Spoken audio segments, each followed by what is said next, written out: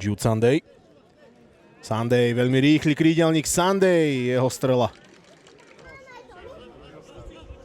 Ďalší nákop od Bagína. Dobrý na Demitru, ktorý z prvej ešte posielal loptu do pokutového územia. Tak toto je teraz veľká škoda pre Trenčanov, ktorí až na tretíkrát, tak predsa len nie. Opäť výborne pripravený Jozef Halas. Pozor na break pre domácich, dopredu. Ukázal veľmi solidnú rýchlosť, jeden z hráčov, Častkoviec, 3 proti 3. Petráš, strela, ktorej chýbala razancia v podaní Erika Minaroviecha.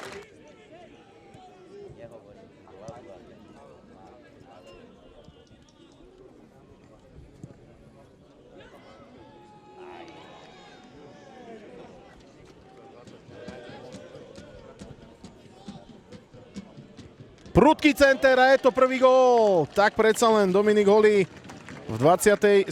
minúte posiela rohovému vystúpeniu a rohovému kopu, ktorý domáci chceli rozohrať nakrátko. Nepríjemná lopta ešte poskakuje v pokutovom území. Výborná lopta, ešte je tam príležitosť. Spad v pokutovom území, ktorý sa ale nerieši. Zohraný nakrátko, až teraz prichádza ľahučké pohľadenie. 55. minúta, vysoká lopta na vzdialenejšiu žrť a zakončenie. Trenčania možno teraz vymyslia zaujímavú akciu. Lukáš Skovajsa sa vytiahol z pozície krajného obrancu až do pokutového územia.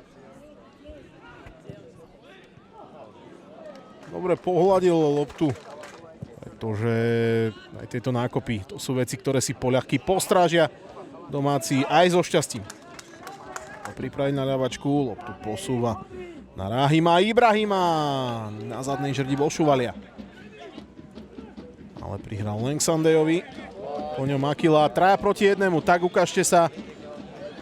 Jednak v defenzíve, jednak v ofenzíve. A predsa len to, na čo sme čakali v celom zápase.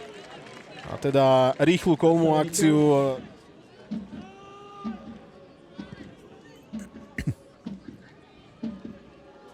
Podarí sa predsa len domácim skorovať. Je to tak.